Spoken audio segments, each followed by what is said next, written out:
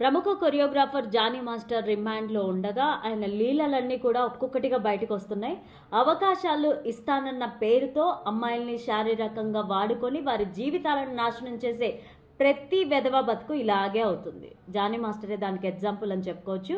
అయితే Johnny master పోలీసుల అదుపులో ఉండడంతో అతని వల్ల తీవ్ర ఇబ్బందుల పాలైన వాళ్ళు ఎవరైతే ఉన్నారో వాళ్ళు ఒక్కొక్కరుగా బయటకు వచ్చి జానీ మాస్టర్ చేసిన పనుల గురించి, మరో 2 డాన్సర్లు అయితే బయటకు వచ్చి పోలీసుల ముందు కంప్లైంట్ చేస్తున్నట్లు కూడా తెలుగు సినీ ఇండస్ట్రీలో కొన్ని రోజుల నుంచి జోరుగా చర్చ సాగుతూ వస్తుంది. అంతేకాకుండా అతనిపై లవ్ జిహాద్ కేసు కూడా నమోదు చేయాలని హిందూ సంఘాలు అయితే డిమాండ్ చేస్తున్నట్టు మనకి తెలుస్తోంది. ఇంకా జానీ మాస్టర్ ఇలాగే చాలామంది అసిస్టెంట్లని ఇబ్బంది పెట్టినట్టు కూడా ఇప్పటికే కొంతమంది టాలీవుడ్లో ఆరోపిస్తూ ఉన్నారు కొంతమంది వ్యక్తులైతే.